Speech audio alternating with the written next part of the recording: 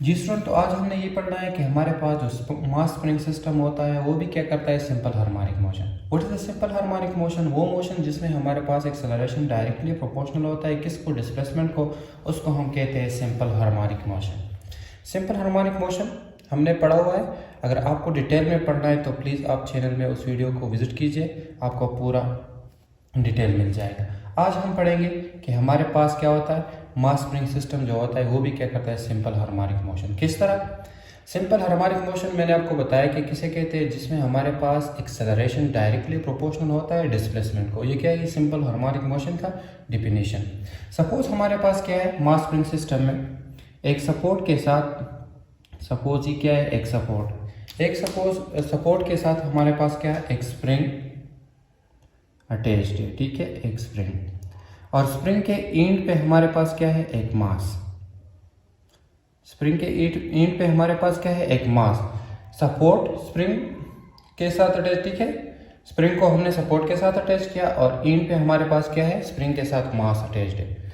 इस इधर हमारे पास जो स्प्रिंग है ये हमारे पास, सपोज इसका क्या है, मेन पोजीशन, ये इसका क्या है, मास, ठीक है। और इस पोजीशन को सपोज अगर हम कहें,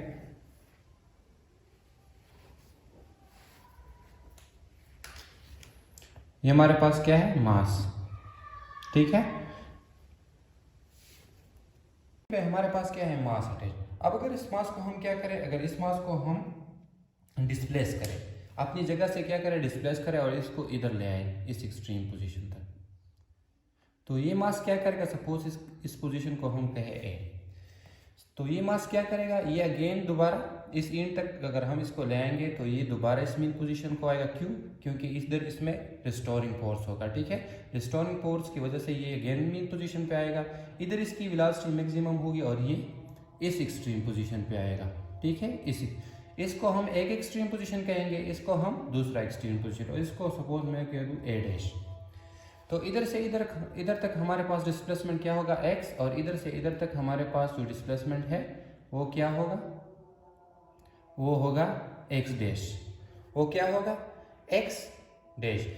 ये अब ये मास जो अटैच है ये मेन पोजीशन से आगे पीछे हरकत करेगा, ठीक है, आगे पीछे क्या करेगा, हरकत करेगा, और इस हरकत को हम क्या कहते हैं, मास स्प्रिंग का सिंपल हार्मोनिक मोशन। क्यों? क्योंकि हमारे पास ये मेन पोजीशन से टू एंड फ्रो या आगे पीछे हरकत करता है, और इसको हम क्या कहते हैं, इसको हम कहते हैं सिंपल हार्मोनिक मोशन।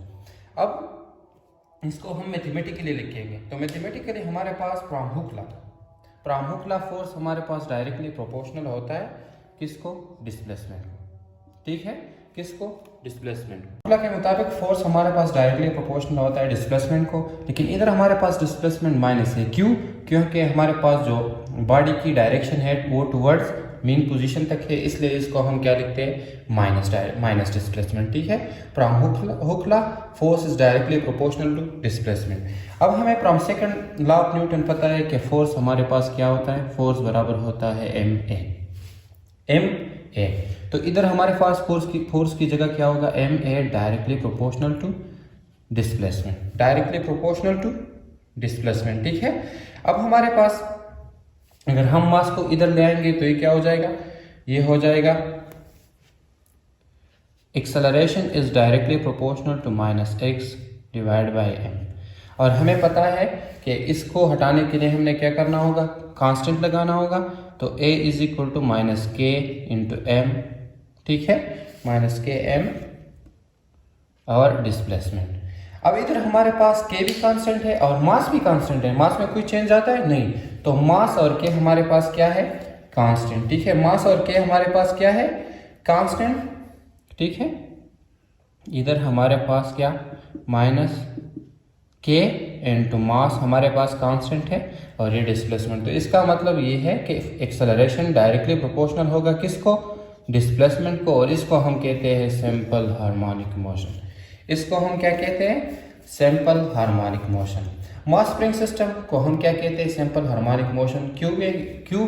क्योंकि ये हमारे पास क्या करता है, ये हमारे पास इस तरह मोशन करता है कि मेन पोजीशन से आगे पीछे हरकत करता है, और जिसमें एक्सेलरेशन डायरेक्टली प्रोपोर्शनल होता है डिस्प्लेसमेंट को। एक्सेलरेशन डायरेक्टली प्रोपोर्शनल होता है डिस्प्लेसमेंट को, किस तरह, फ्रॉम हुक्स लॉ हमें पता है कि फोर्स डायरेक्टली प्रोपोर्शनल होगा किसको? डिस्प्लेसमेंट को, ठीक है। इस तरह फोर्स हमारे पास from second law of Newton बराबर है M A is equal to minus x divide by M. अब इसको हटाने के लिए हमें क्या करना होगा? कांस्टेंट लगाना होगा। तो हमें पता है कि इधर के भी कांस्टेंट है और मास भी कांस्टेंट है ना, मास में कोई चेंज आ रहा है नहीं, तो इधर हमारे पास मास भी कांस्टेंट है। इसका मतलब ये है कि हमारे पास एक्सेलरेशन डायरेक्टली प्रोपोर्शनल होगा किसको? डिस्प्लेसमेंट को, ठीक है। इसका मतलब क्या है कि अगर डिस्प्लेसमेंट ज़्यादा होगा तो एक्सेलरेशन ज़्यादा, अगर डिस्प्लेसमेंट कम तो एक्सेलरेशन कम, डायरेक्टली का ये मतलब, ठीक है। तो ये हमारे पास क्या करता है?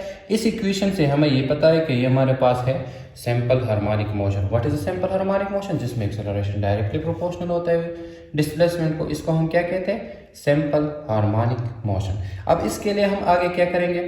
इसके लिए हम आगे फाइंड करेंगे टाइम पीरियड और फ्रीक्वेंसी इस मास स्प्रिंग सिस्टम के लिए, ठीक है। तो ये था हमारे पास मास स्प्रिंग सिस्टम का। हमें ये शो करना था कि ये हमारे पास क्या करता है? Simple harmonic motion. एक सपोर्ट के साथ सपोज एक मास अटैच्ड है और वो किससे? स्प्रिंग के साथ, ठीक है। अब अगर इसको हम डिस्प्लेस करेंगे तो ये मोशन करेगा from mean position to extreme position, ठीक है। एक एक्सट्रीम पोजीशन, दूसरा एक्सट्रीम पोजीशन, ठीक है। इधर हमारे पास जो मास की क्या होगी? रिस्टोरिंग फोर्स ज़्यादा होगी, या अगेन इधर आएगा, इधर वेलोसिटी ज़्यादा होगी, तो ये इस एक्सट्रीम पोजीशन पे आएगा, ठीक है। इस तरह ये मीन पोजीशन से आगे पीछे हरकत करेगा और इसको हम कहते हैं सिंपल हार्मोनिक मोशन। नेक्स्ट हम क्या करेंगे? नेक्स्ट हम ये फाइंड करेंगे कि हमारे पास टाइम पीरियड मास स्प्रिंग के लिए क्या है और फ्रीक्वेंसी पास बराबर होगा in the term of angular frequency which is time period is given by t is equal to 2 pi divided by omega, 2 pi divided by omega। Omega हमारे पास क्या है? Angular frequency. और डेफिनेशन ऑफ एंगुलर फ्रीक्वेंसी किस तरह है कि angular displacement per unit time. इस तरह in the term of angular frequency हमारे पास एक्सेलरेशन बराबर होगा minus omega square into x, minus omega square into x, ठीक है। और ओमेगा स्क्वायर हमारे पास, ये हमारे पास क्या हो गया?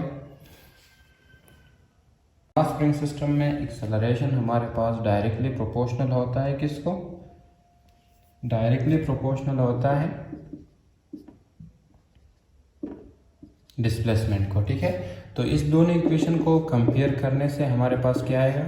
हमारे पास आएगा omega square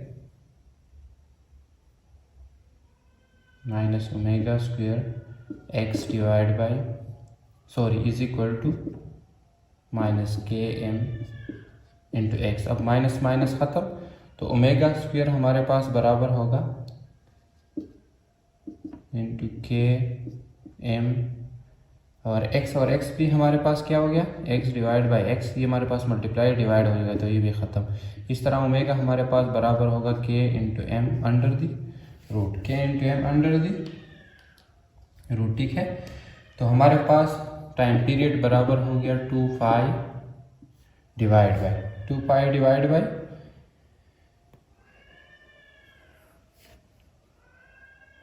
divide by K into M under the root, K into M under the root, ठीक है। तो इस तरह ये हमारे पास आ गया टाइम पीरियड। अगर इसको हम क्या करें? इसको हम उल्टा करें तो ये हमारे पास टाइम पीरियड बनेगा 2 पाई, इसको अगर मैं इस ऊपर ले आऊँगा तो ये हो जाएगा एम मास इंटू के और under the root, mass into k, इस क्या हो जाएगा? ये ऊपर चला जाएगा। और अगर इसको माइनस हमने ख़त्म करना है तो इसको हमने क्या करना है? उल्टा करना है। तो इससे हमारे पास आएगा ये, तो टाइम पीरियड बराबर हो गया 2 पाई मास डिवाइड बाई के कांस्टेंट अंडर द रूट। पता है कि फ्रीक्वेंसी बराबर होता है किसका? 1 ओवर टाइम पीरियड, ठीक है। तो फ्रीक्वेंसी बराबर होगा 1 ओवर टाइम पीरियड। तो टाइम पीरियड हमारे पास क्या है? 2 पाई इंटू एम ओवर के, ठीक है। अगर हम इसको ऊपर ले आएंगे तो क्या हो जाएगा? फ्रीक्वेंसी बराबर होगी किसकी? K divide by m divide by 2 pi, ठीक है। तो ये हमारे पास क्या हो गई? फ्रीक्वेंसी